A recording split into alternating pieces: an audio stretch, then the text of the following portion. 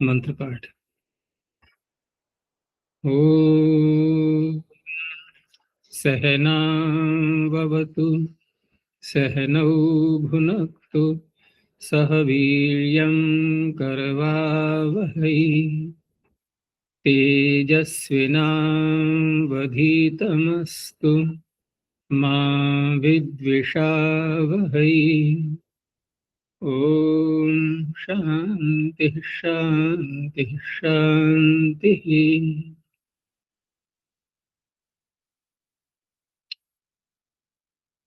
आज से हम पारिभाषिक ग्रंथ को प्रारंभ कर रहे हैं। जो परिभाषाएं वैसे दो प्रकार से कही जाती हैं। एक तो पाणिनि महर्षि ने ही अष्टाध्यायी के सूत्रों में ही अर्थात सूत्र रूप में ही कुछ परिभाषाओं का व्याख्यान किया हुआ है, वर्णन किया हुआ है, और कुछ अतिरिक्त भी उपलब्ध होती हैं। कुछ पतंजलि जी के वाक्य हैं, कुछ और ऋषियों के हैं। इन सब का संकलन करते हुए लगभग संख्या भिन्न भिन्न उपलब्ध होती है। तो हम जिस पारिभाषिक ग्रंथ को ले रहे हैं, आचार्य प्रद्युम्न जी ने उसकी व्याख्या की हुई है, और उसमें 158 परिभाषाओं को उन्होंने लिया हुआ है।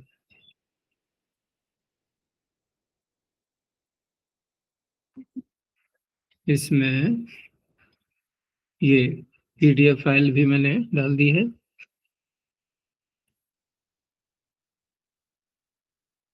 तो एक तो ये परिभाषा शब्द को समझना होता है हमें कि परिभाषा वास्तव में किसे कहते हैं।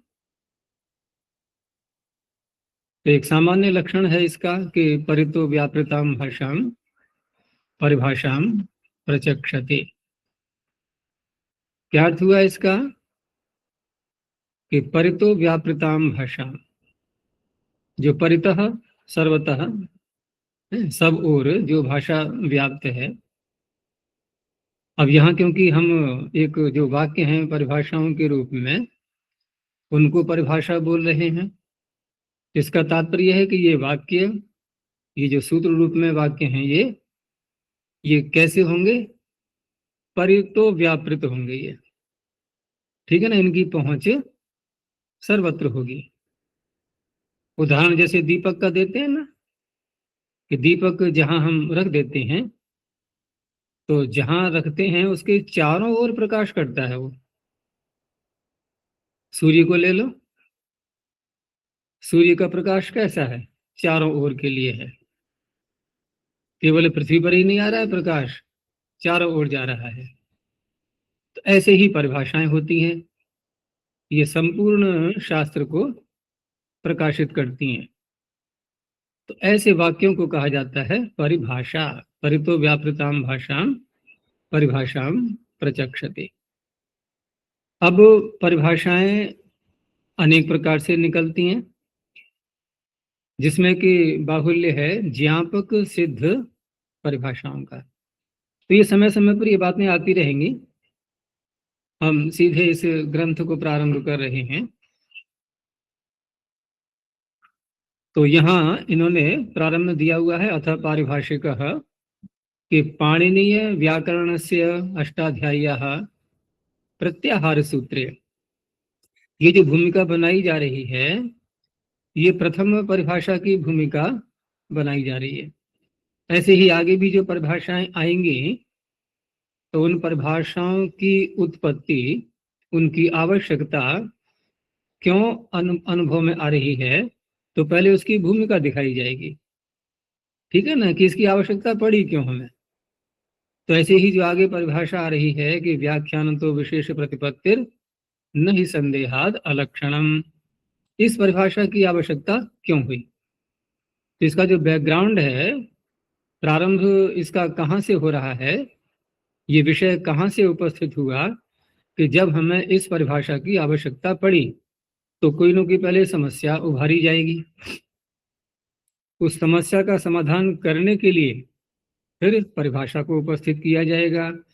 परिभाषा उस समस्या का समाधान करेगी, ठीक है ना। लेकिन परिभाषा पर भी प्रश्न उठेगा, ये आई कहाँ से, ये आई कहाँ से। तो अब कोई पाणिनि का ऐसा संकेत हम सूत्रों में देखेंगे कि जिससे पता लग जाएगा कि पाणिनि के मस्तिष्क में ये परिभाषा, अर्थात परिभाषा जिस बात को कह रही है वह विषय पाणिनि के मस्तिष्क में पहले से उपस्थित है। कैसे पता लगा कि उस विषय के उपस्थित होने पर ही उन्होंने उस प्रकार का सूत्र बनाया। वो सूत्र रचना स्वयं बता रही है कि पाणिनि के मस्तिष्क में, उनके ज्ञान में ये परिभाषा वाला विषय पहले से उपस्थित है। तो ऐसी परिभाषाओं को कहा जाता है ज्ञापक सिद्धा परिभाषा। ज्ञापक से उत्पन्न होने वाली, सिद्ध होने वाली परिभाषा। तो अब इसी परिभाषा की भूमिका दे रहे हैं कि पाणिनीय व्याकरण से अष्टाध्याय्याः प्रत्याहार सूत्रे। अब देखो, जैसे हमने यहाँ प्रथम परिभाषा को लिया, तो जैसे ये प्रथम परिभाषा है, तैसे ही यहाँ पर भी जो प्रारंभ के सूत्र हैं, प्रत्याहार सूत्र, इसकी उत्पत्ति भी प्रारंभ में ही हो गई, ठीक है ना। हम अन्य किसी सूत्र से नहीं ले रहे, यहीं से इसकी उत्पत्ति प्रारंभ हो गई, इसलिए इसको प्रथम परिभाषा के रूप में भी ले लिया है। और दूसरा ये है कि हम जब व्याकरण पढ़ रहे हैं और सूत्रों की व्याख्या प्रारंभ कर रहे हैं, तो प्रारंभ में ही सचेत कर दिया गया कि देखो, आप सूत्रों की व्याख्याएं पढ़ेंगे, ऐसे सूत्र भी आएंगे जहां आपको संदेह उत्पन्न होगा। तो उस संदेह की निवृत्ति करने के लिए आपको विशेष व्याख्या करनी होगी।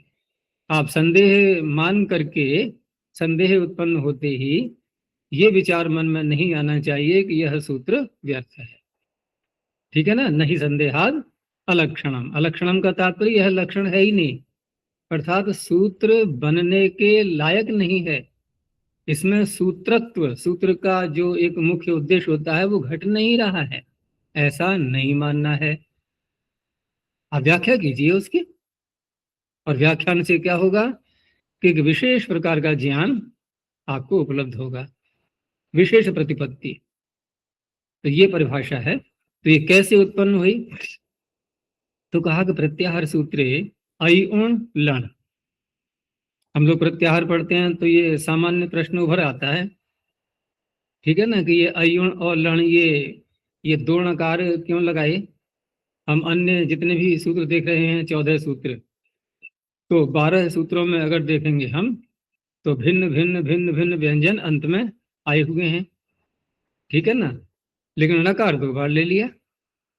तो क्या पाणिनि के पास में, जो कि पूर्ण शब्द शास्त्र के ज्ञाता, क्या उनके पास वर्णों का अभाव हो गया था, कोई अकाल पड़ गया था क्या कि उनको वर्ण ही नहीं मिला और एक ही वर्ण को 2 बार बोल दिया और हमारे सामने समस्या उत्पन्न कर दी। तो देखो ना, 2 बातें निकल के आ रही हैं। एक तो लग रहा है उनके पास वर्णों का अभाव हो गया। अच्छा, अगर ऐसा नहीं है तो फिर वो हमारे अंदर समस्या उत्पन्न करना चाह रहे हैं, वो भी बात अच्छी नहीं है। भाई हमें सरलता से पढ़ने दें, क्यों समस्या सामने ला रहे हैं। तो अय्युण और लण इत्यत्र सूत्र द्वयेपि, दोनों सूत्रों में लोप भावी हल अणकारो द्विहि पठितः।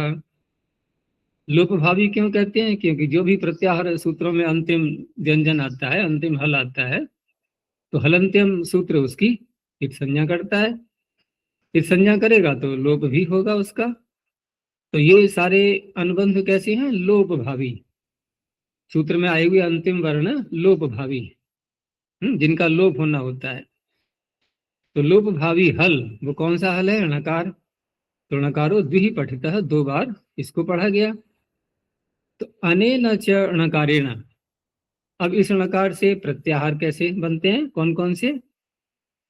तो देखो, अयुण में एक तो अ आया पहले, इस अ के साथ में हम अयुण का णकार भी जोड़ सकते हैं और लण सूत्र का णकार भी जोड़ सकते हैं।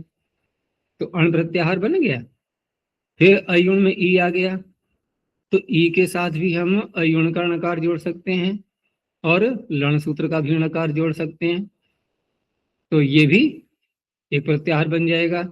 क्या ऊ के साथ भी ऐसा घटाएं? ऊ के साथ में लण का णकार का, हाँ, उसकी संभावना तो बनती है अगर कहीं आवश्यकता है तो, लेकिन अयुण का णकार तो जोड़ने की कोई संभावना नहीं है। ठीक है ना?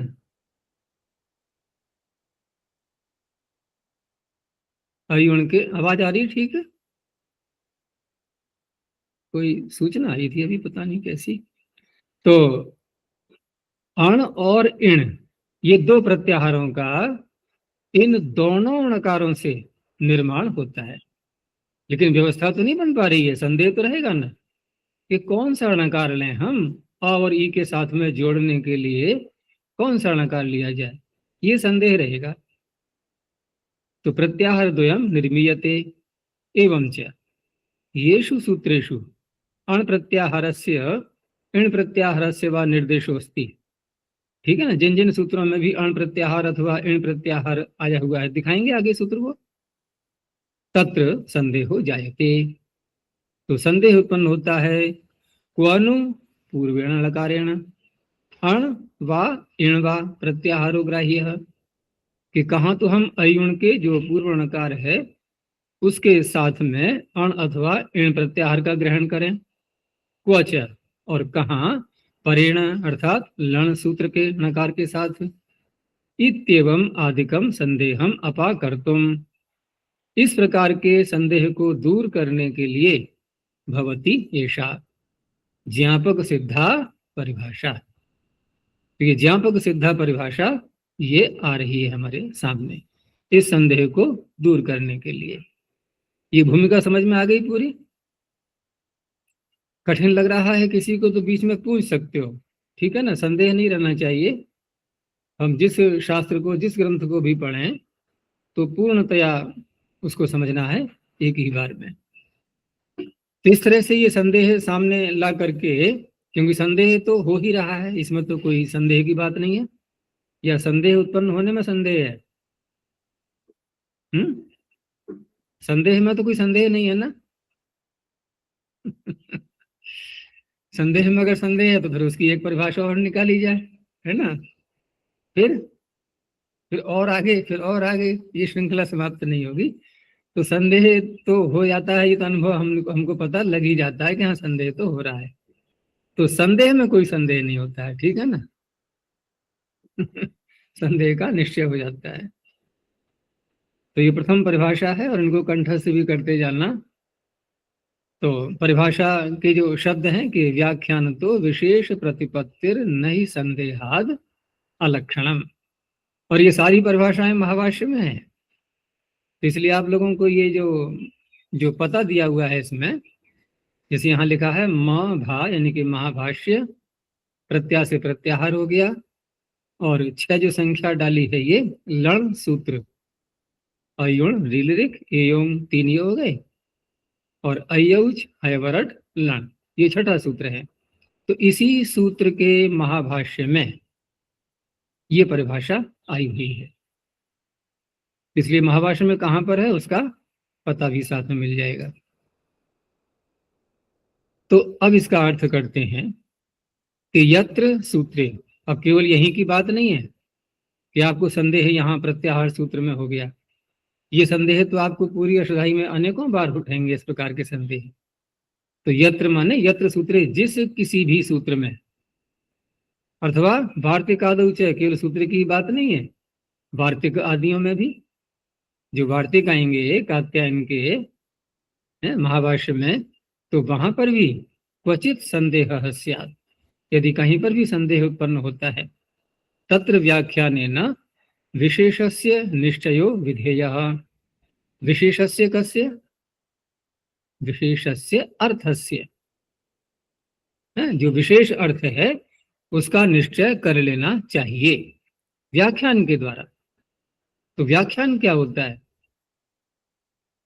व्याख्यान क्या होता है? एक होता है आख्यान।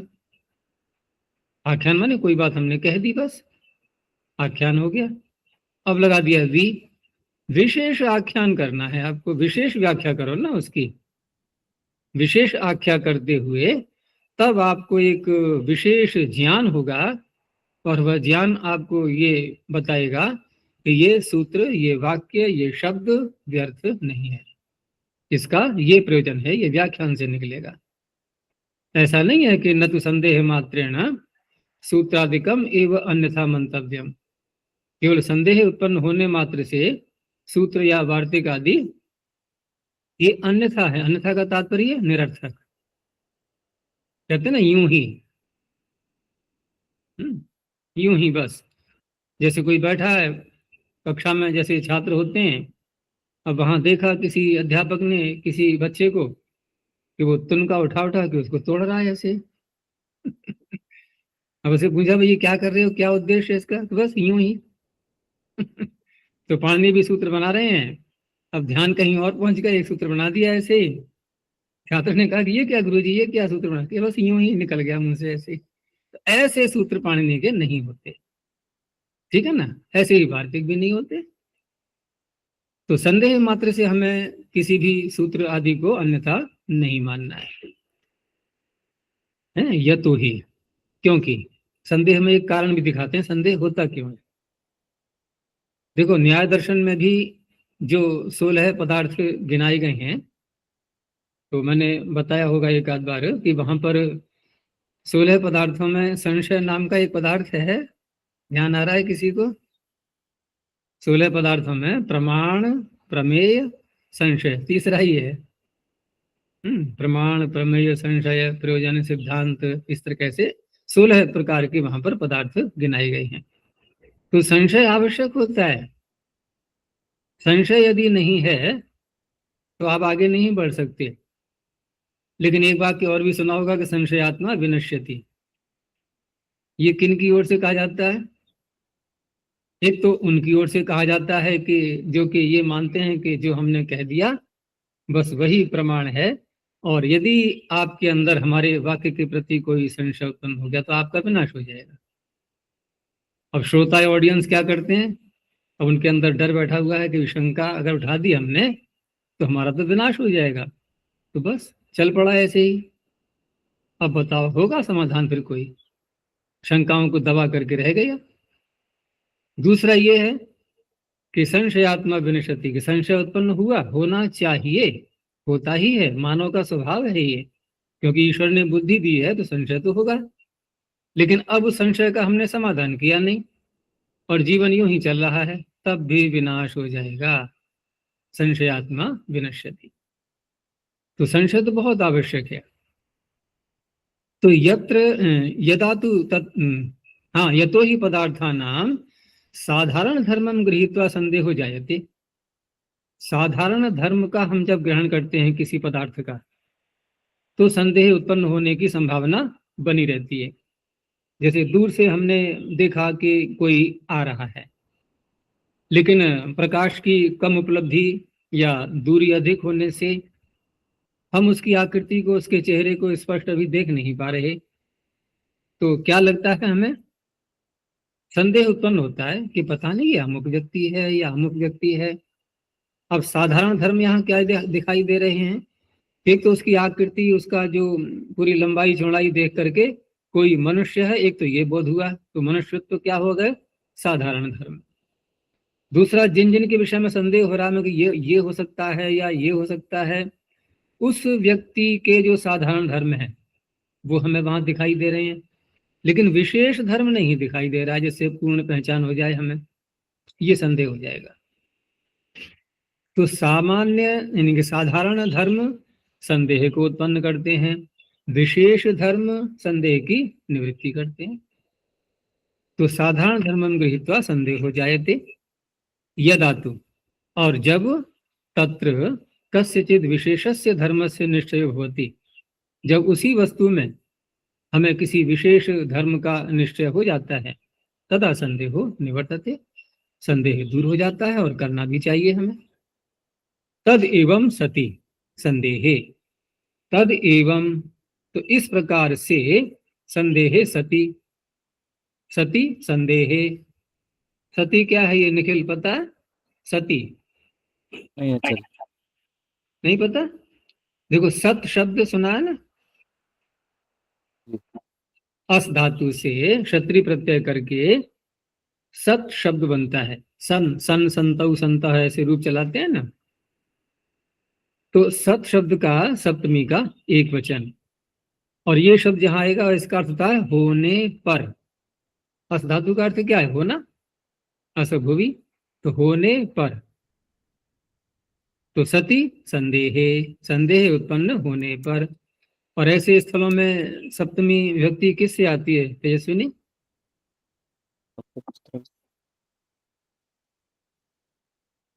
सप्तमी विभक्ति किससे आएगी? संदेह उत्पन्न होने पर। देखो ऐसा जब कोई वाक्य कहा जाता है कि ऐसा होने पर, ये वाक्य साकांक्ष है कि निराकांक्ष है? साकांक्ष। साकांक्ष है, अर्थात वक्ता कुछ और भी कहना चाह रहा है जो अभी कहा नहीं है उसने, कि ऐसा होने पर, दिन निकलने पर। इतना कह के रुक गए हम। साकांक्षता रह गई नहीं रह गई? कि दिन उत्पन्न होने पर कोई सामने पुष्प का वृक्ष है कि यह फूल खिल जाता है। अब वाक्य पूरा हुआ कि नहीं? तो यहां ऐसे स्थलों पर दो क्रियाएं बोली जाती हैं, दो क्रियाएं बोली जाती हैं, और एक क्रिया के द्वारा दूसरी क्रिया को बताया जाता है। कि दिन का उत्पन्न होना, ये एक क्रिया हो गई, पुष्प का खिलना दूसरी क्रिया हो गई। तो यस्य च भावेन भाव लक्षण, ठीक है ना, एक भाव के द्वारा, भाव माने क्रिया, एक भाव के द्वारा और दूसरे भाव का लक्षण बन रहा है, वो बताया जा रहा है, भाव लक्षण। तो ऐसे यहां पर जब एवं सती संदेह सती ऐसा कहा, इसका अर्थ कोई और भी क्रिया शेष है कि ऐसा होने पर। तो ऐसा होने पर क्या है? देखो अंत में आ रहा है ना कि विशेषार्थस्य अवधारणम कर्तव्यम, ये दूसरी क्रिया हो गई। तो इसको बोलते हैं सती सप्तमी, एक नाम रख दिया गया है इसका। सती सप्तमी, सती सप्तमी तो बहुत सुना है। तो सती सप्तमी, ये जो हम शब्द बोलते हैं, इसका कहने का तात्पर्य ये होता है कि यहाँ यस्य से भावे न भाव लक्षणम सूत्र से सप्तमी हुई है, ठीक है ना। एक तो होता है अधिकरण कारक में सप्तमी, ये तो चर्चाएं उसमें प्रारंभिक रचनानुवाद कौमुदी कक्षा में बार बार आई रही है ना, कि कारक विभक्ति और उपपद विभक्ति वाली बात बहुत चल रही है इस समय। तो यहाँ यदि हम सप्तम अधिकरणे च सूत्र से सप्तमी करते हैं, तो ये तो सप्तमी हुई, कारक विभक्ति हो गई है, क्योंकि अधिकरण में कर रहा है ना ये, सप्तम में अधिकरणे च। अब इसके आगे जब सूत्र आए ऐसे भावे न भाव लक्षणम, तो इसको तो कारक विभक्ति नहीं कहेंगे, और इसको उपपद विभक्ति भी नहीं कह पाएंगे। जैसे अन्य शब्दों में बोलते हैं हम कि इसके योग में ऐसी विभक्ति हो जाती है, ये एक अन्य प्रकार की विभक्ति है, इसलिए इसका नाम रख दिया गया सती सप्तमी। सती सप्तमी, सती सप्तमी का तात्पर्य होने पर सप्तमी, होने पर सप्तमी। तो भाव वही निकलेगा कि इस क्रिया के होने पर ये क्रिया हो जाती है, अर्थ वही निकलेगा। तो संदेह सती, संदेह उत्पन्न होने पर, अभियुक्त ही, किसे कहते हैं अभियुक्त? जिसने अपराध किया हो। गलत है क्या? अदालत में देखा है नहीं कि ये कौन है भाई, ये अभियुक्त है, ठीक है ना, एक्यूज्ड है, इस पर आरोप लगा दिया गया है। तो अभियुक्त उसी को तो कहते हैं कि जिसने कोई अपराध किया हुआ है, तो अपराधियों के द्वारा निर्णय कर लेना चाहिए।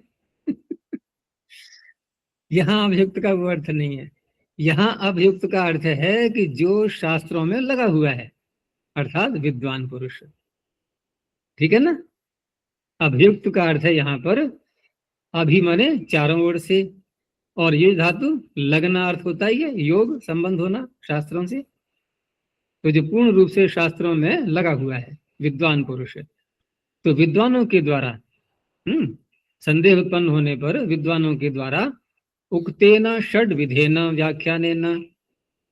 अब उक्तेन षड विधेन व्याख्यानेन अर्थात जो 6 प्रकार के व्याख्यान बताए गए हैं, तो उनके द्वारा अब वो व्याख्यान अभियुक्तों ने कौन से बताए हैं वो आगे बताएंगे। अभी ये जो आ रहा है ना आगे श्लोक, तो अभियुक्त ही उक्तेन षड्विधेन व्याख्यानेन, 6 प्रकार के व्याख्यानों के द्वारा विशेषार्थस्य अवधारणम कर्तव्यम। जब भी संदेह हो तो आगे जो आ रहे हैं 6 प्रकार के व्याख्यान, इनमें से किसी भी एक के द्वारा आपको निर्णय हो जाएगा, या 1 या 2 या 3, जितना भी आवश्यकता है। तो इन विधियों से अवधारण मन निश्चय कर लेना चाहिए, संदेह को दूर करना अनिवार्य है। तद यथा, अब यहाँ ये दिया इन्होंने कि अब ये 6 प्रकार के व्याख्यान हैं। पदच्छेद है, पदार्थोक्तिर, विग्रहो वाक्य योजना, आक्षेपो अथ समाधानम, व्याख्यानम षड्विधम भवेत्। सूत्र की भी हम लोग 6 लक्षण बोलते हैं ना, 6 प्रकार के लक्षण सूत्रों के। तैसे यहाँ पर भी है कि संदेह की निवृत्ति के लिए जो व्याख्यान की शैलियां हैं वो भी 6 प्रकार की हैं। तो पहला है इसमें पदच्छेद। आपको जिस भी सूत्र में वाक्य में कहीं संदेह हो रहा है तो पहले उनके शब्दों को अलग अलग करके देखो, हो सकता है वहां कोई आपको समाधान दिखाई दे जाएगा। उससे क्या होता है कि हमें एक एक शब्द का अलग अलग हम जब कर लेते हैं तो फिर उसके अर्थ को भी खोजते हैं, ठीक है ना। एक एक शब्द के अर्थ को देखेंगे हम क्या क्या है, लेकिन हमें पदच्छेद करना ही नहीं आ रहा है, तो फिर हम जो वास्तव में अर्थ जो निकल रहा है वाक्य से, सूत्र से, वहां तक नहीं पहुंच पाएंगे। और हम व्याकरण की प्रथमावृत्ति की शैली भी यही देखते हैं कि जब सूत्र पढ़ते हैं सबसे पहले क्या करते हैं, तुरंत एकदम पदों को अलग अलग कर देते हैं। और मंत्रों का अर्थ करते हैं तो क्या करते हैं प्रारंभ में, पद पाठ। क्या होता है पद पाठ? भाई पहले हमने संहिता पाठ बोल दिया, इकट्ठा एक बार मंत्र बोल दिया। अब हमें उसके अर्थ को समझना है तो एक एक पद का अलग अलग पाठ करना, तब जाकर के बोध होता है।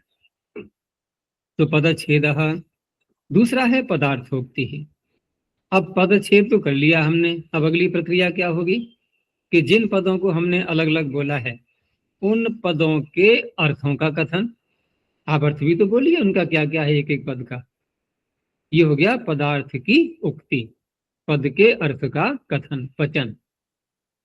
आगे है फिर विग्रह। अब विग्रह से तात्पर्य यहाँ पर कि हम जिस सूत्र या वाक्य को भी ले रहे हैं तो विग्रह माने विशेष रूप से उनका ग्रहण करना, पकड़ना। अर्थात एक एक शब्द में कि ये प्रकृति है, ये प्रत्यय है।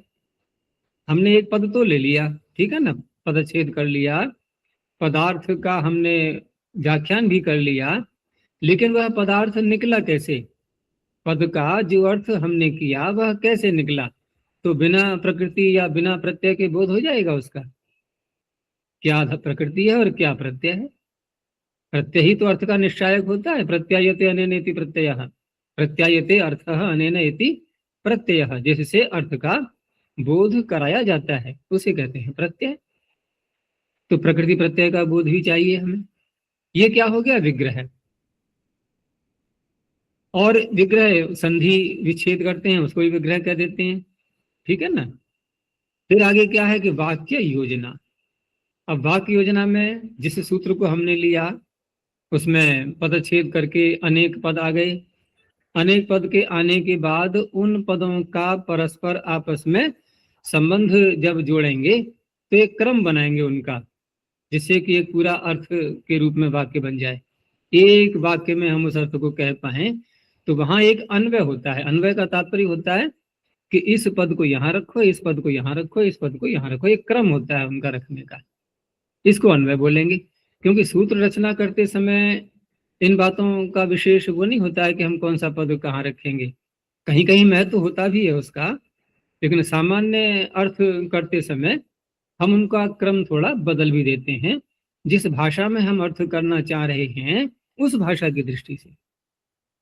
अगर हमारी बुद्धि तीव्र है तो जैसा सूत्रकार ने जिस क्रम को रखा है उसी क्रम से बोध हो जाना चाहिए हमें।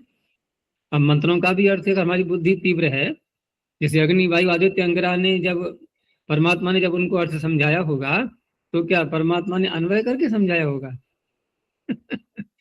उनके हृदय में जो प्रकाश किया कि अग्निमीडे पुरोहितम, तो ऐसा ही तो किया और ऐसा ही उन्होंने समझ लिया कि नहीं नहीं, वो कहें परमात्मा से हमारी ही समझ नहीं आ रहा, आप इसको अन्वय करके बताइए।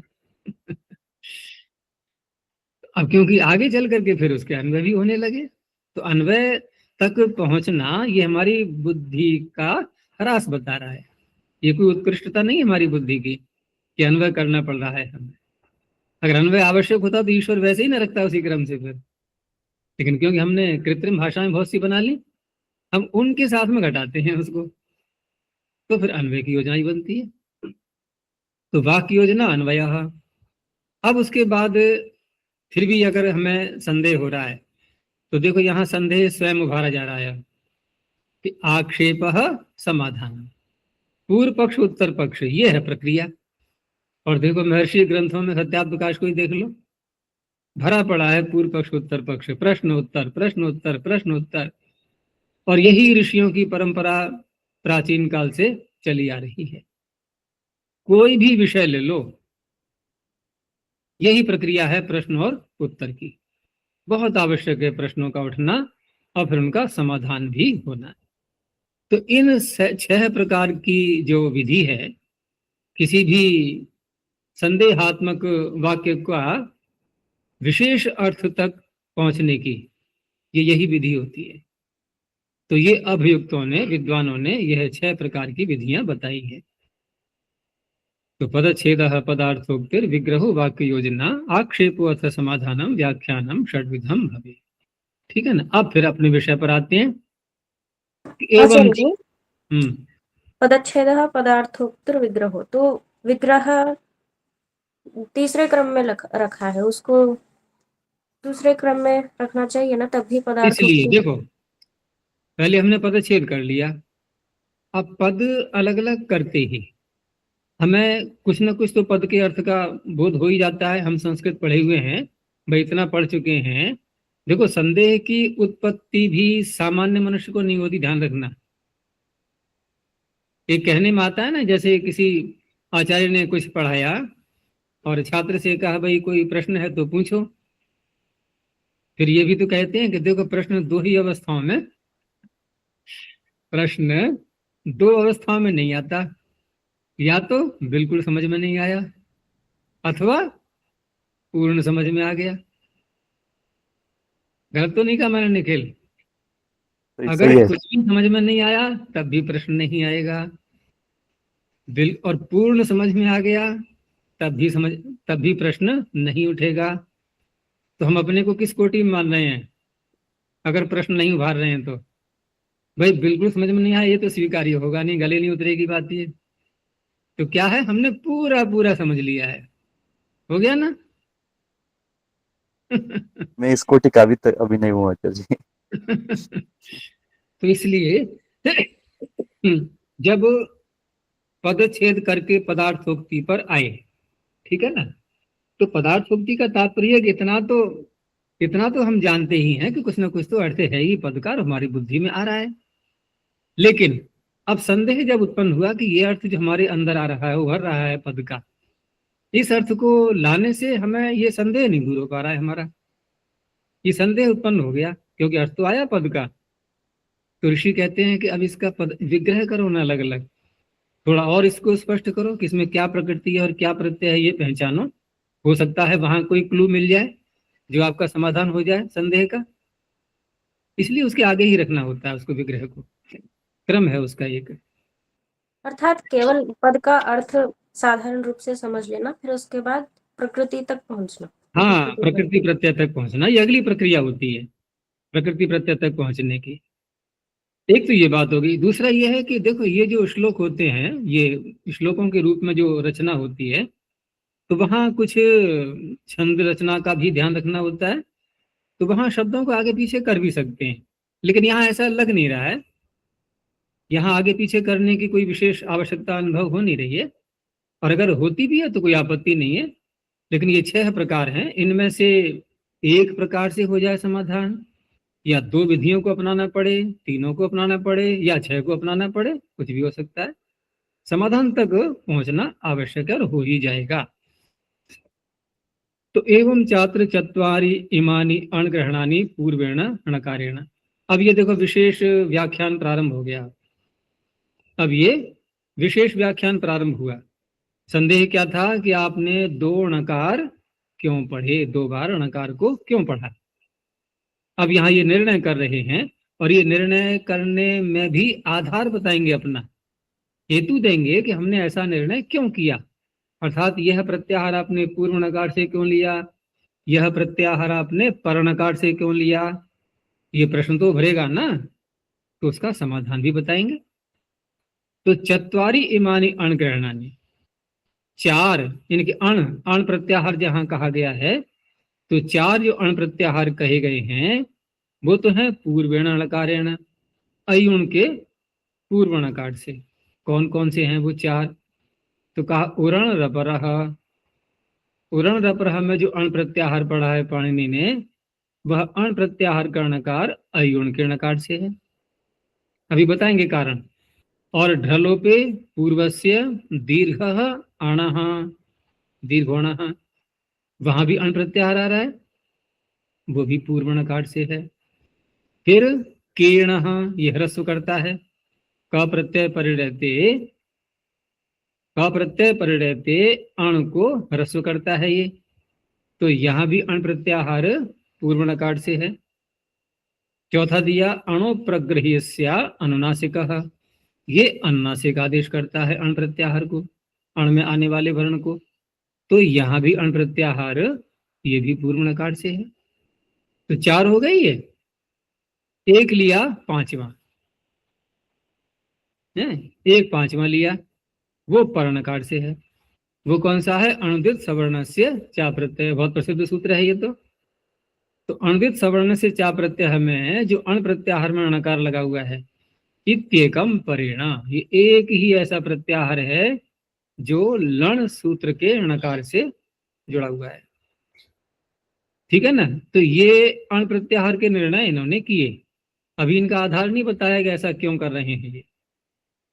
तो यहाँ पर अण प्रत्याहार का निर्णय होने के बाद अब इण प्रत्याहार की बारी आती है कि इण प्रत्याहार में हम अयुण का णकार लेंगे अथवा लण सूत्र का णकार लेंगे।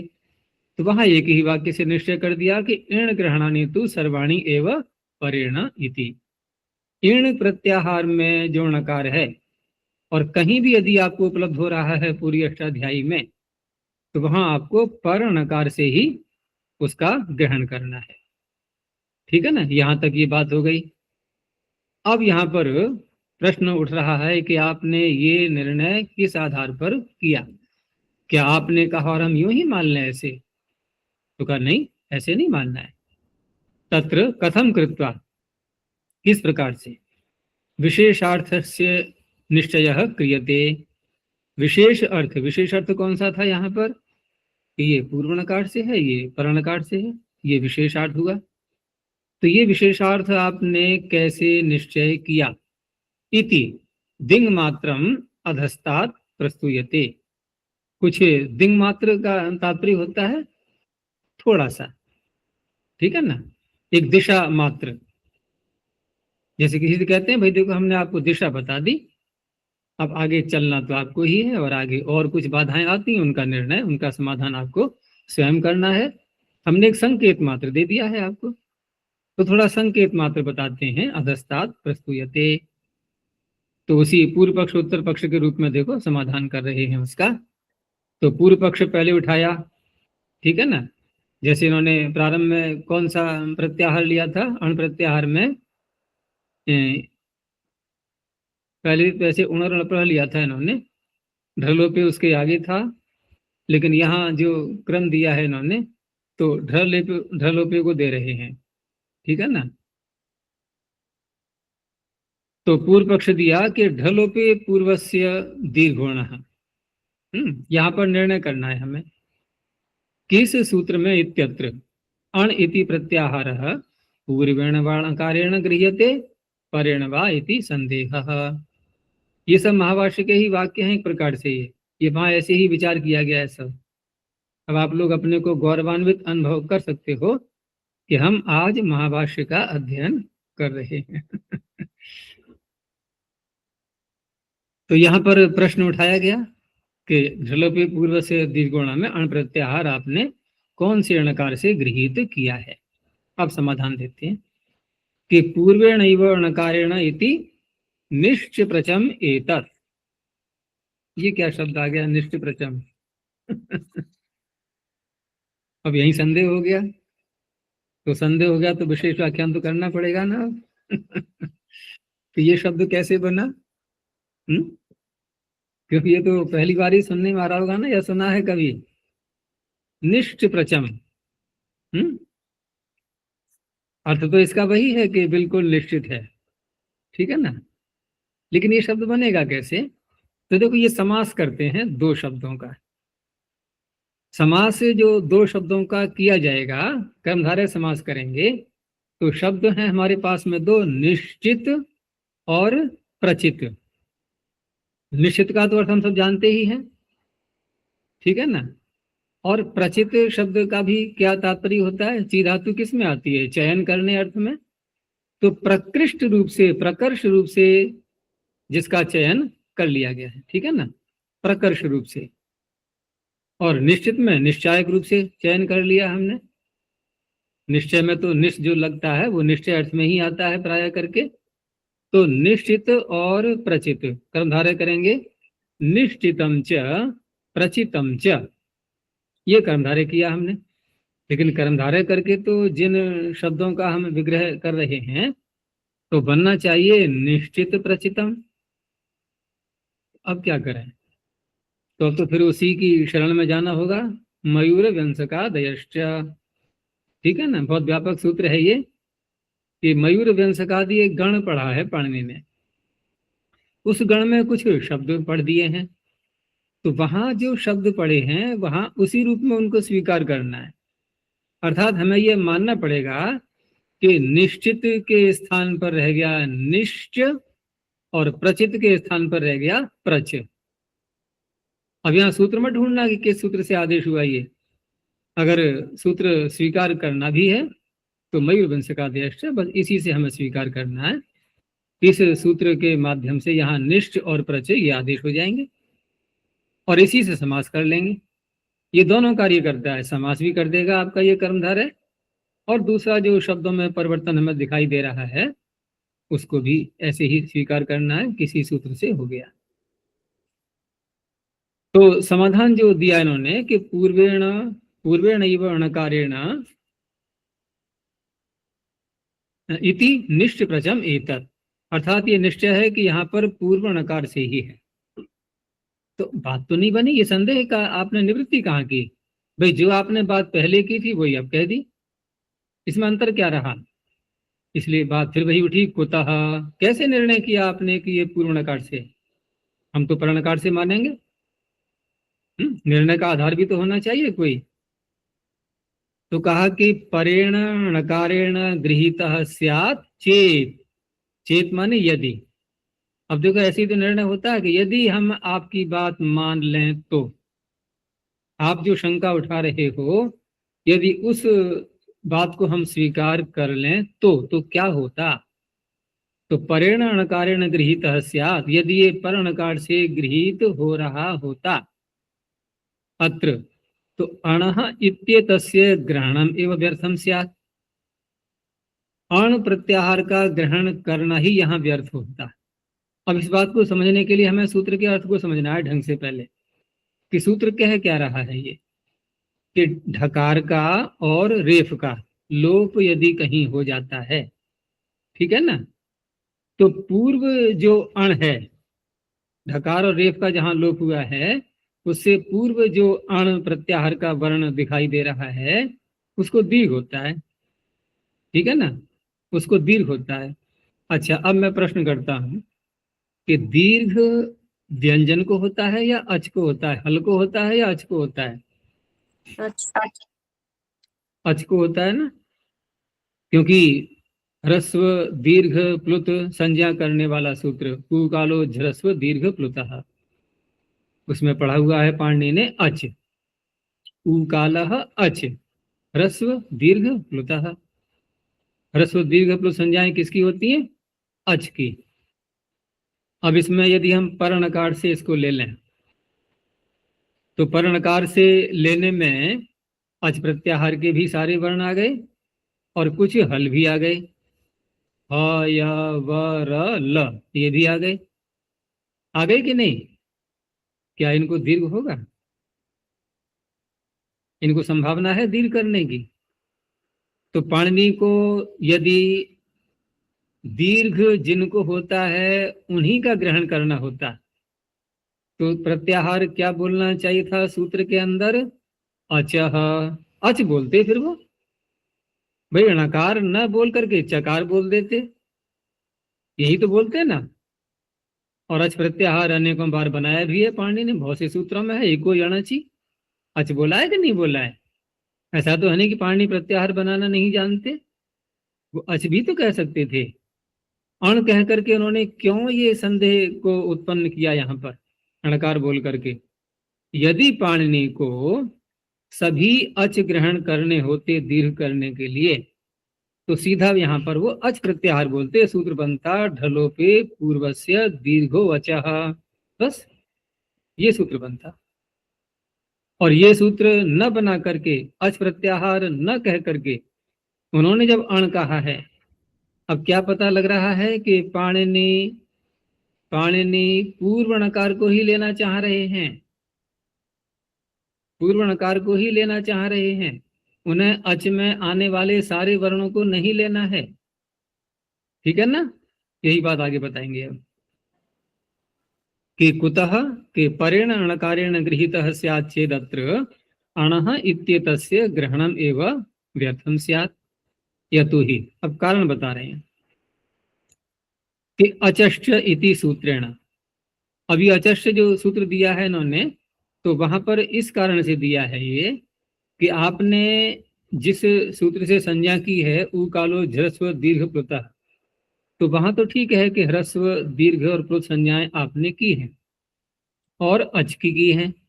लेकिन यदि कहीं पर सूत्रों में ह्रस्व दीर्घ प्लुत कह करके कोई कार्य किया जाएगा तो वह कार्य हल को भी तो कर सकते हैं। फिर समझना बात को एक बार, हल को कैसे कर सकते हैं?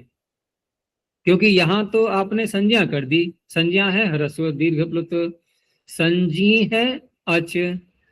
लेकिन अब हम विधि सूत्र को लाए, जो सूत्र ह्रस्व दीर्घ प्लुत करेगा तो वह हल को भी कर सकता है ये कार्य।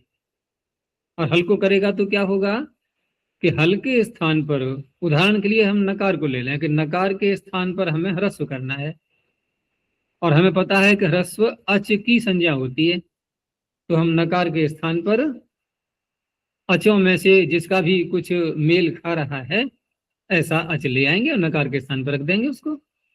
ठीक है ना? और ये आदि जैसा भी मिल जाए हमें वैसा वहां रख देंगे। संभव है कि नहीं है?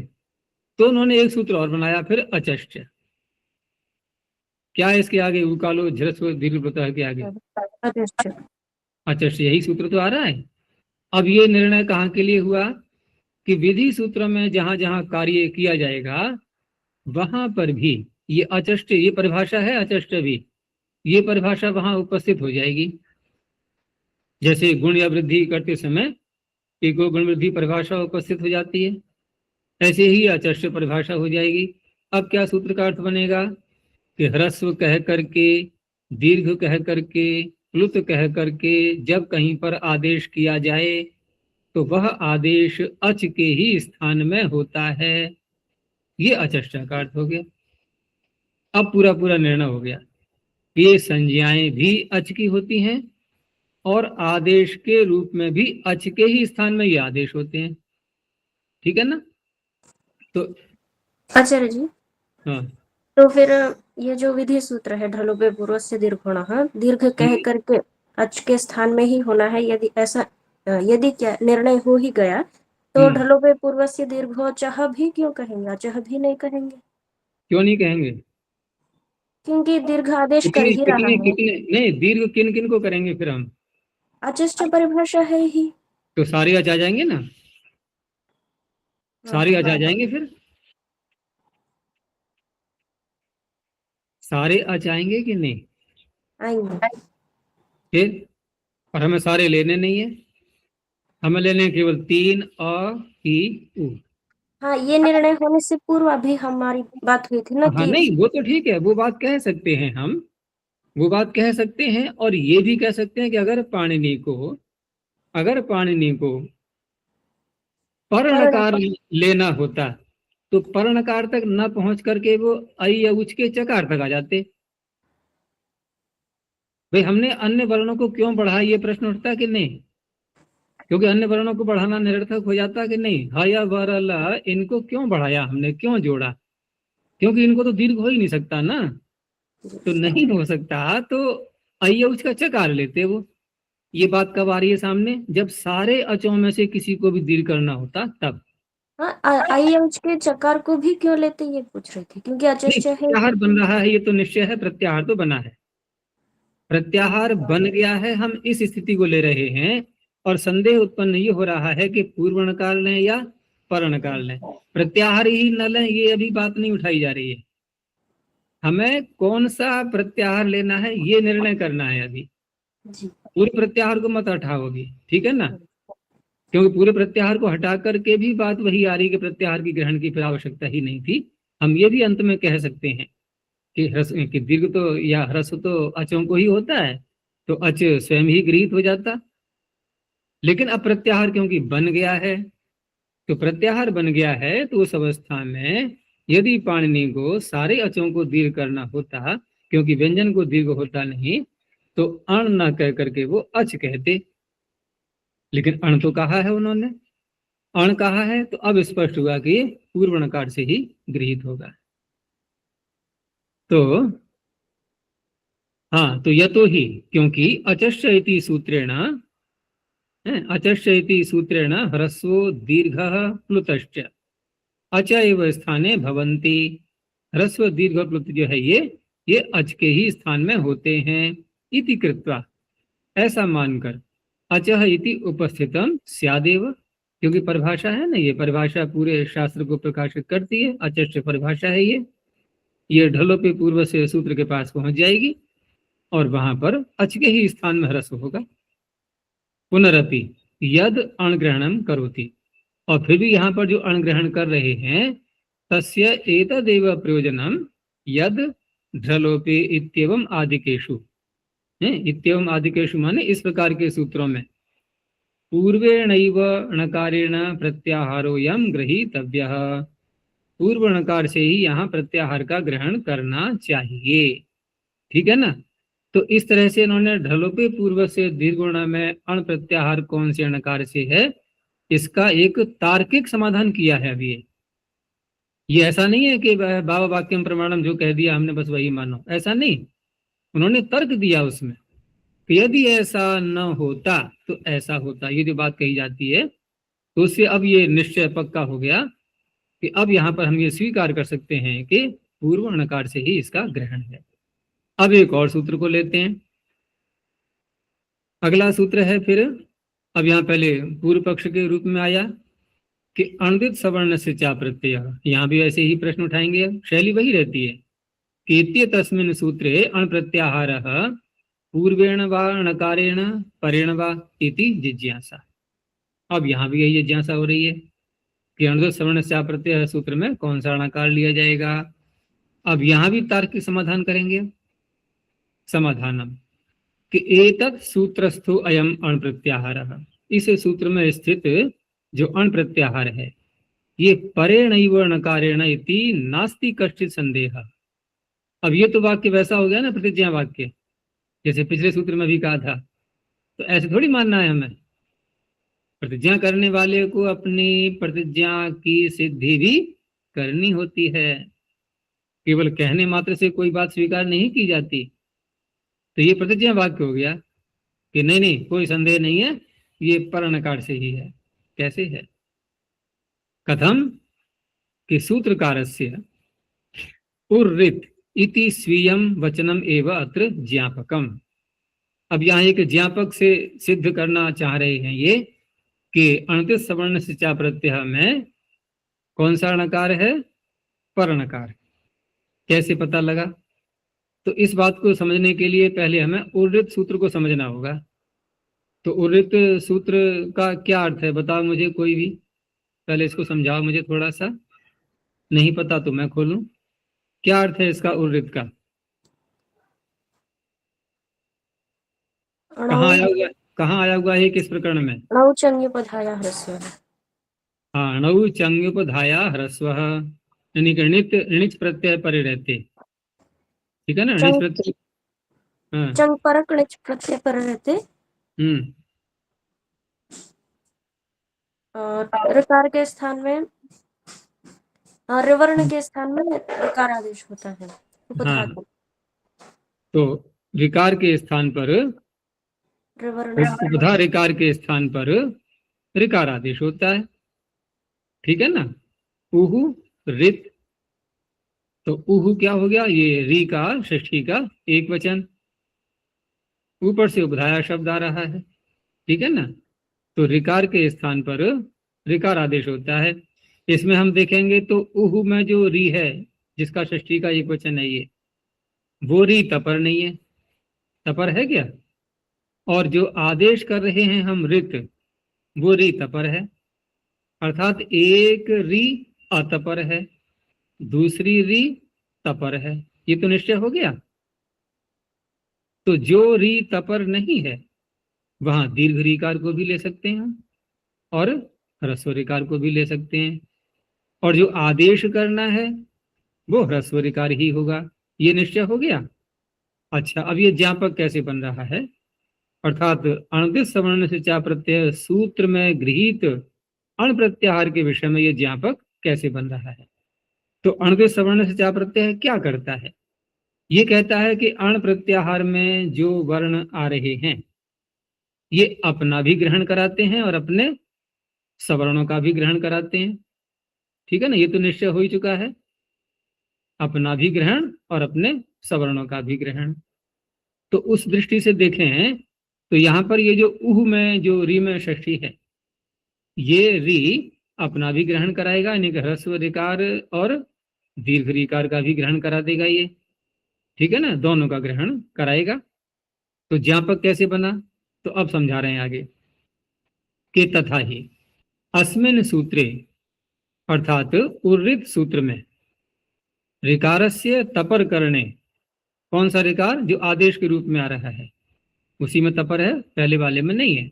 तो ऋकारस्य तपर करणे एतत् प्रयोजनम, वहां यह प्रयोजन है कि यत कि अचीकृतत, तो अचीकृतत जो ये रूप है ना, ये है क्रीत संशब्दने धातु का।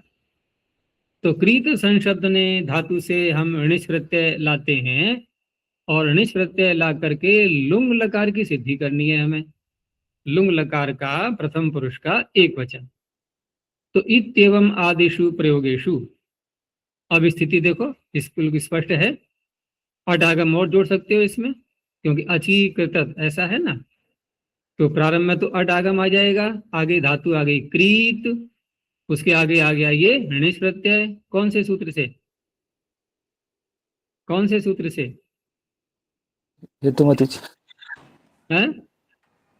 हेतुमतिच, हाँ ठीक है, हेतुमतिच सूत्र भी है णिच प्रत्यय का, लेकिन ये क्रीत संशब्द ने धातु कौन से गण की है, चुरादी, चुरादी गण की है। तो चुरादी गण की धातु से तो अलग सूत्र है ही, सत्यापपाश सूत्र से णिच प्रत्यय आ जाएगा। जो अन्य गणों की है वहां पर हम हेतुमती से ले आते हैं, ठीक है ना। तो णिच प्रत्यय आ गया चुरादी गण की होने से। अब इससे लाए हम ये लंग लकार, जिसके स्थान पर ये त दिख रहा है ना आपको, ये त तकार, तो लंग लकार लाए, वो नहीं लुंग लकार लाए, तो लुंग के स्थान पर तिप आया, और तिप के एकार का हमने लोप कर दिया। तिप के एकार का लोप किससे करेंगे, इतश्च, इतश्च, हाँ एक है इतश्च लोप प्रसिपतेषु, तो उधर मत ध्यान पहुंचाना, वो तो है लेट लकार के लिए है।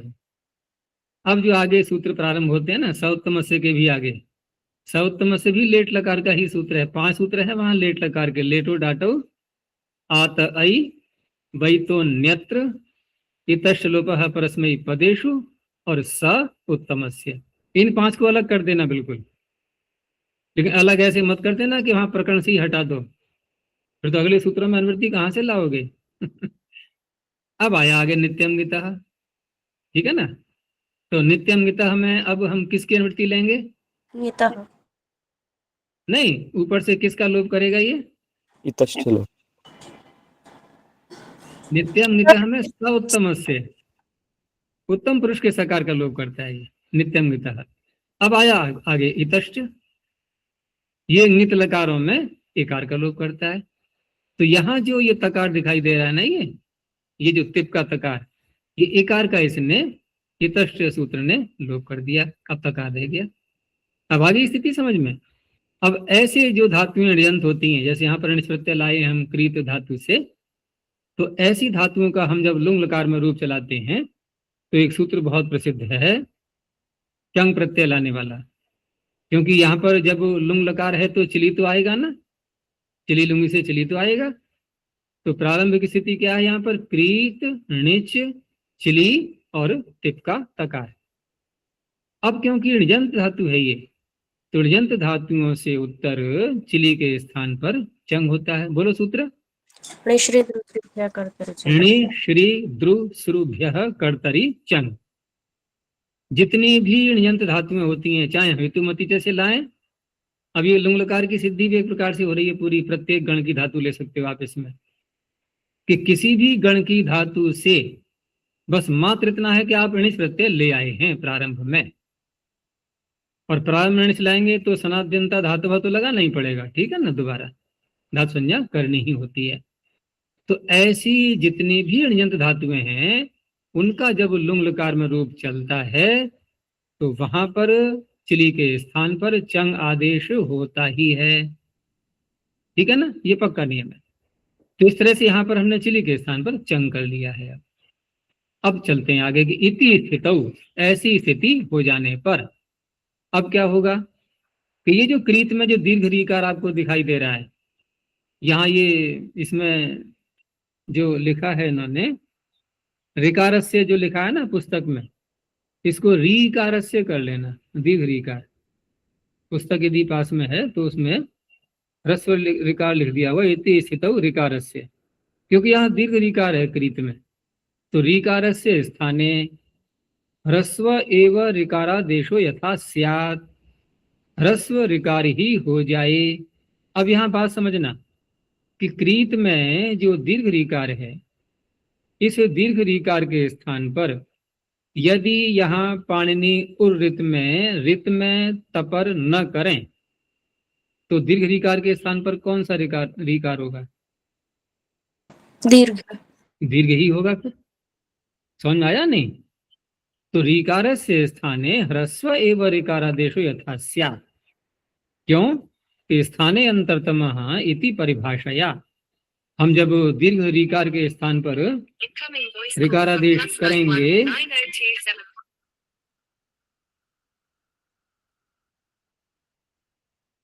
हाँ जी,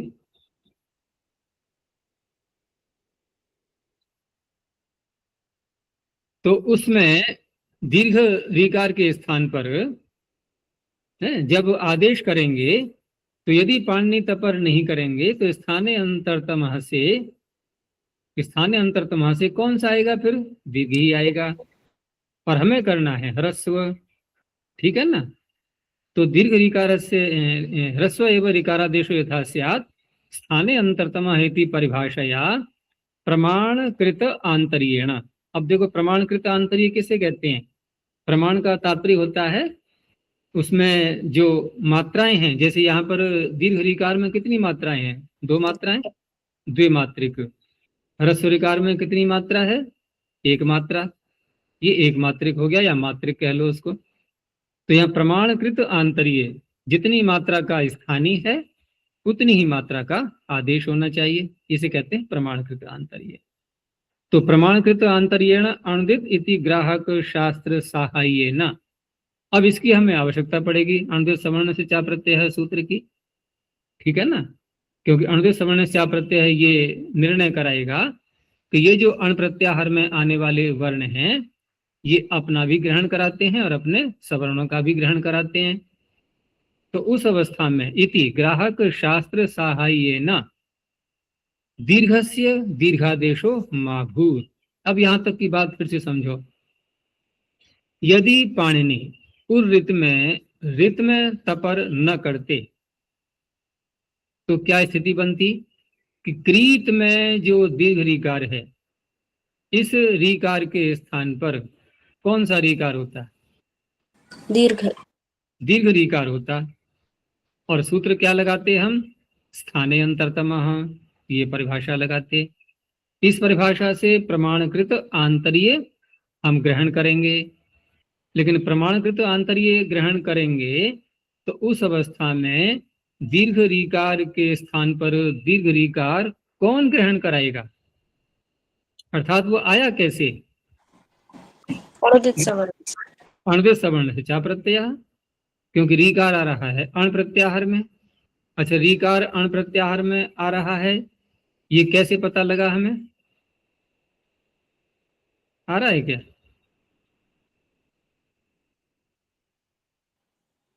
प्रत्याहार ह्रस्व ऋकार तो आ रहा है, ह्रस्व ऋकार तो आ रहा है। और ह्रस्व ऋकार ने दीर्घ, क्योंकि सूत्र में उर्रित में ह्रस्व ऋकार है कि दीर्घ ऋकार है? रित में ह्रस्व ऋकार ये तो है, ठीक है ना, ह्रस्व ऋकार है इसमें। तो इस ऋकार के द्वारा, क्योंकि ये अण प्रत्याहार में आ रहा है, और ये दीर्घ ऋकार का भी ग्रहण करा लेगा, ठीक है ना, दीर्घ ऋकार का भी ग्रहण करा लेगा। और यहां यदि हम तपर न करें तो सूत्र क्या बनेगा फिर? उर्रिही। उर्रिही, इतना ही सूत्र बनेगा, उर्रिही। अब उर्रिही में ऊ में जो री की षष्ठी है और री में जो री है, दोनों में ह्रस्व ऋकार ही तो पढ़ा, और ह्रस्व ऋकार पढ़ा और अणुदित सूत्र ने सवर्ण का ग्रहण होता है, ये भी निश्चय करा दिया।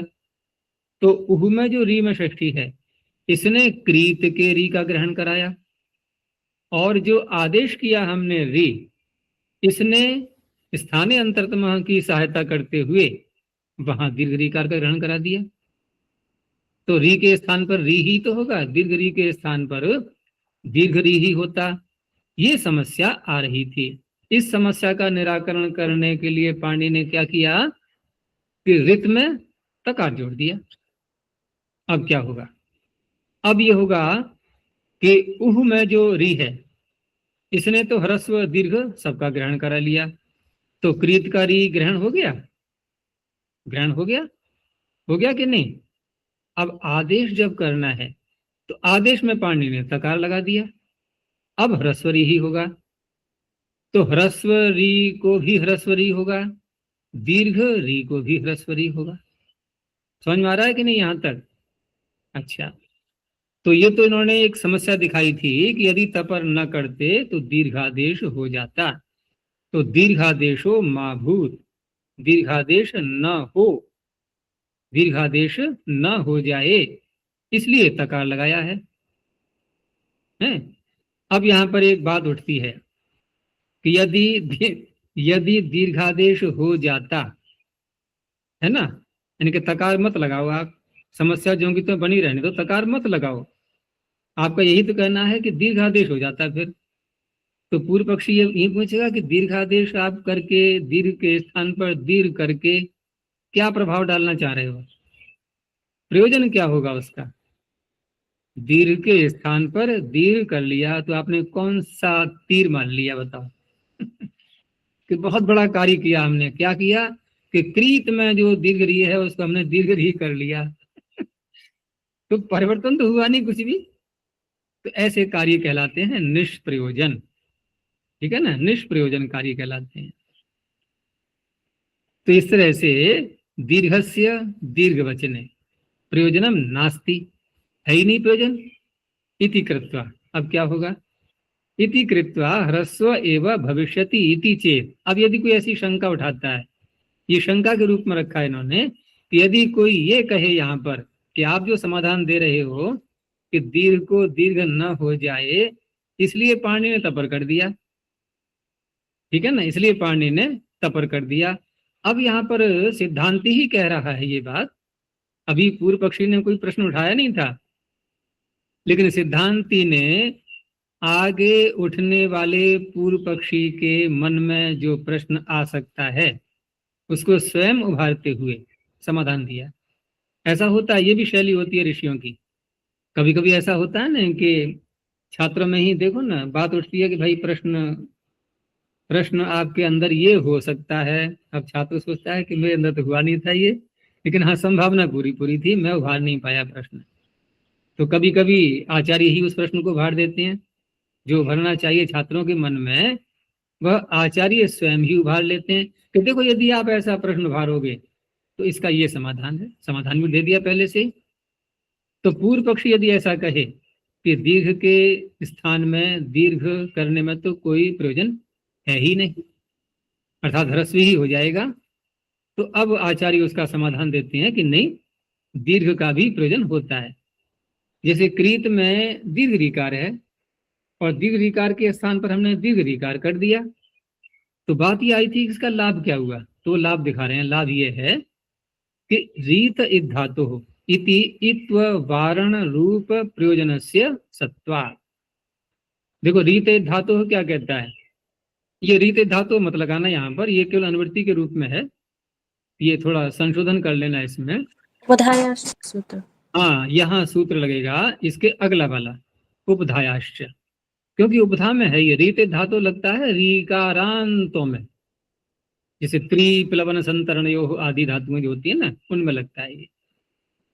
तो रीत इत धातु हो, ये न लग करके उपधायाश्च सूत्र लगेगा। तो इसको यहाँ पर संशोधन कर लेंगे। अजय जी, ये नया संपादित पुस्तक में यही है, उपधायाश्च सूत्र। अच्छा, दूसरा संस्करण है। हाँ तो उसकी पीडीएफ बना के भेज देना मुझे, अगर बन जाती है तो। जी जी। कुछ कुछ प्रश्नों का करके देना, उसको ले लेंगे। तो यहाँ उपधायाश्च से इति इत्व वारण रूप प्रयोजनस्य सत्वा, क्योंकि यदि यहाँ पर दीर्घ के स्थान पर यदि दीर्घ आदेश नहीं करते, यानी यदि हम कर लेते हैं, तो ऐसा नहीं है कि वो निष्प्रयोजन है, उसका भी प्रयोजन है।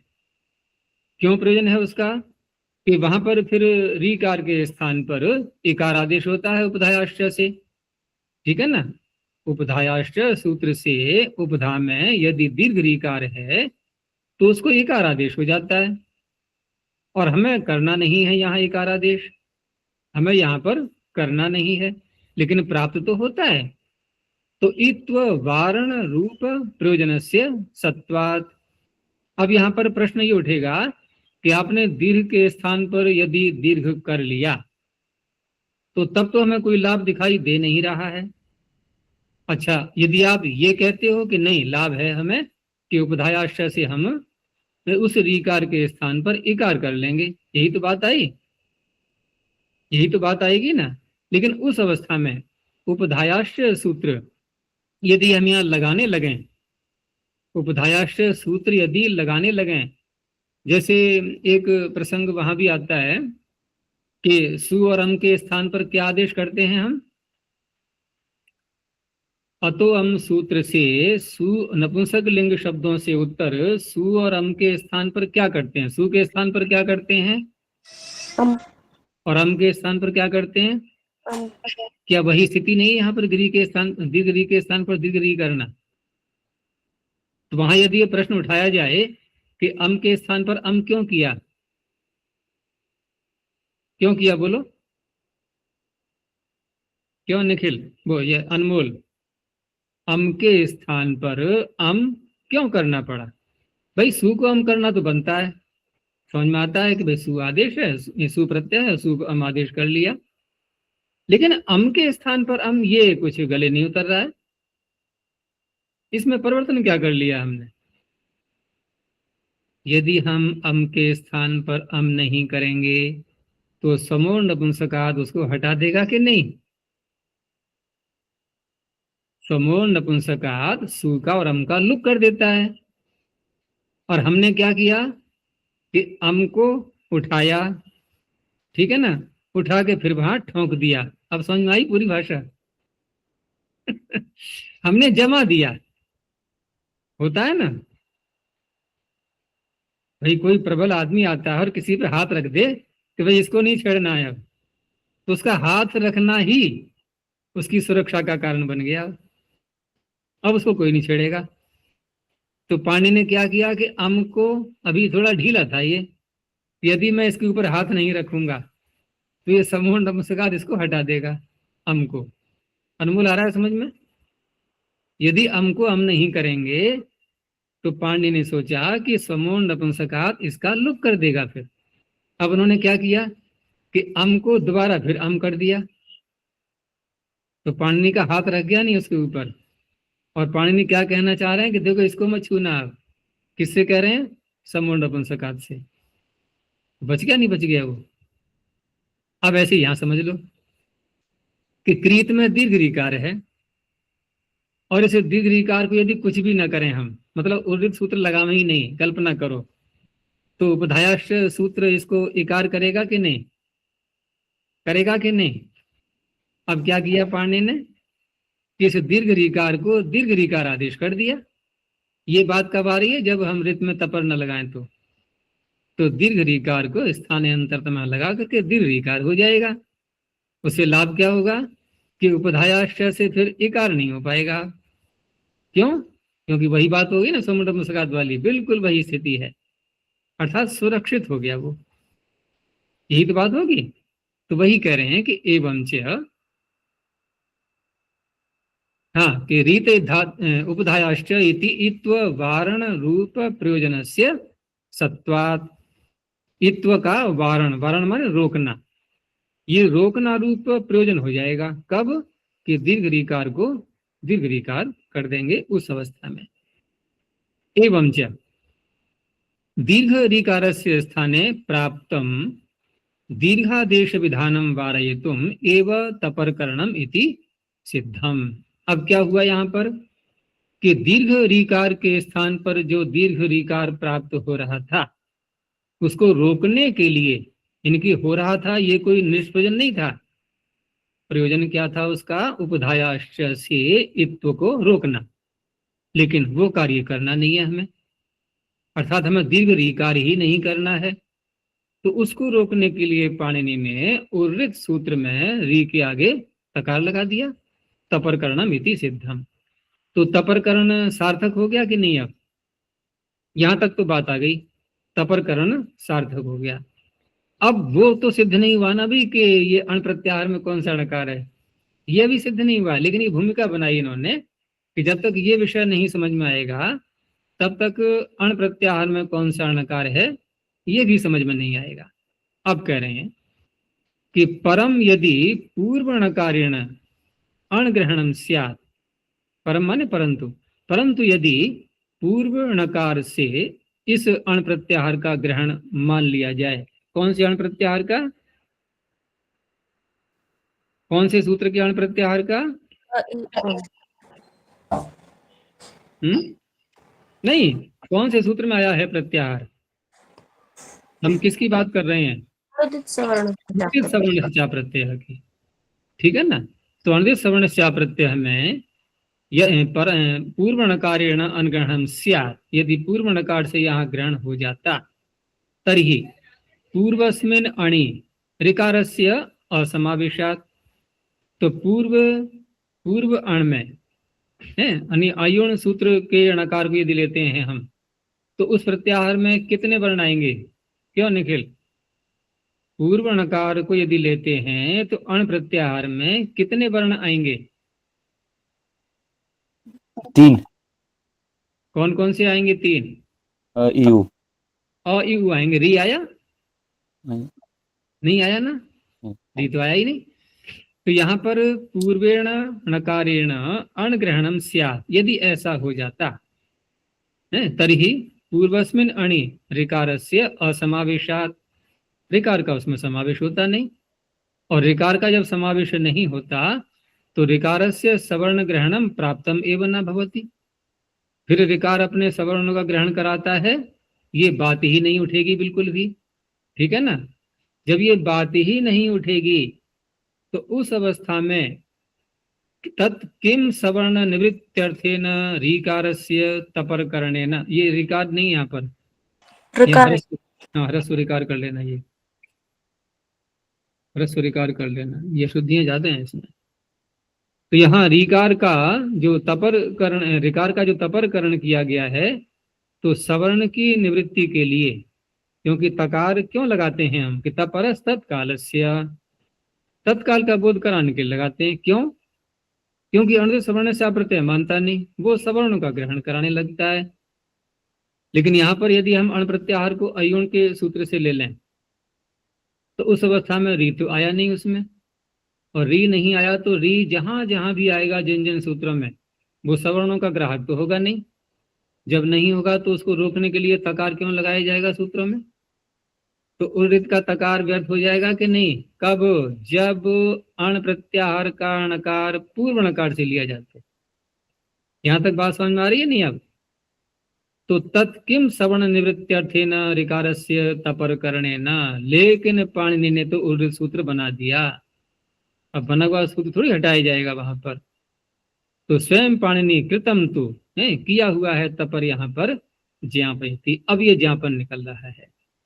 ज्ञापयति क्या ज्ञापन निकला? कि यद अणुदित सवर्णस्य इत्यस्मिन् सूत्रे परेण अणकारेण अण गृह्यते, पर णकार से ही इसका ग्रहण हो रहा है, ये पता लग गया। क्योंकि पर णकार से हम ग्रहण करेंगे तो री उसमें समाविष्ट हो जाएगा, री समाविष्ट हो जाएगा तो अपने सवर्णों का ग्राहक होगा, सवर्णों का ग्राहक होगा तो रोकना पड़ेगा हमें। ठीक है ना? तकार लगाना आवश्यक हो जाएगा, जिससे कि वो दीर्घों का ग्रहण न कराए। इत्यस्मिन् सूत्रे परेण अणकारेण अण गृह्यते तथा तु सति। अब फिर आते हैं अपने समाधान पर अंतिम, कि ऐसा होने पर उर्रित इत्यत्र ऋकारस्य तपरकरणम सार्थकम भवति। क्यों हुआ सार्थक? इतर्था ही। यदि ऐसा नहीं मानेंगे तो सवर्ण ग्राहक तया, क्योंकि सवर्ण का ग्रहण कराने की जो शक्ति है, सवर्ण ग्राहकता, सवर्ण ग्राहकता क्या है? सवर्ण ग्रहण, सवर्ण का ग्रहण कराने की योग्यता का होना, ग्राहकत्व होना, ये री में, ये री में शक्ति आ चुकी है। तो उस अवस्था में दीर्घ स्थानिनो दीर्घ एव आदेश स्यादिति, अर्थात दीर्घ रीकार के स्थान पर दीर्घ आदेश ही होता। ठीक है ना? यदि तपर न करते तो, तपर न करते और अण प्रत्याहार में अणकार पर णकार से है, तो री उसमें आ चुका है, वो सवर्णों का ग्रहण कराएगा। और उर्रित में आप त न लगाएं, तकार न लगाएं, तो उस अवस्था में क्रीत में जो दीर्घ रीकार है, उस दीर्घ रीकार के स्थान पर दीर्घ रीकार ही होता। ठीक है ना? एवं च, तो उस समस्या का निराकरण करने के लिए उर्रित इत्यत्र तपर करण रूप लिंगेना, तपर करने का जो चिन्ह है, इस चिन्ह के द्वारा अण्वित सूत्रस्थस्य अण प्रत्याहारस्य विशेषार्थस्य निश्चयो जातः। तो अण्वित सूत्र में स्थित जो अण प्रत्याहार है, उसके विशेष अर्थ का निश्चय, वो कौन सा है विशेष अर्थ? कि पूर्व णकार से इसका ग्रहण है, नहीं, पर णकार से इसका ग्रहण है, पूर्व णकार से नहीं है, ये निश्चय हो गया। हो गया निश्चय या रह गया अभी? अब रह गया तो फिर अगली कक्षा में उठाना विषय को, क्योंकि समय भी पर्याप्त हो गया है। और जो आगे अन्य प्रत्याहार हैं तो उनके विषय में भी देखेंगे आगे। ठीक है ना? उनके विषय में भी देखेंगे, क्योंकि अभी अभी इन प्रत्याहार का भी रह गया है, और भी कुछ बातें हैं इसमें। तो अभी इतना ही रखते हैं।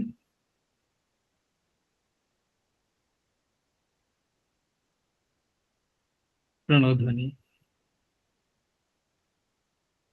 ओ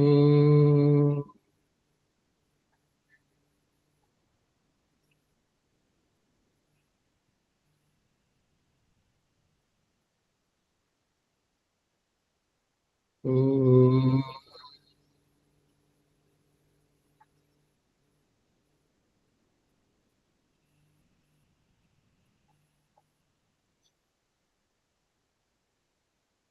ओम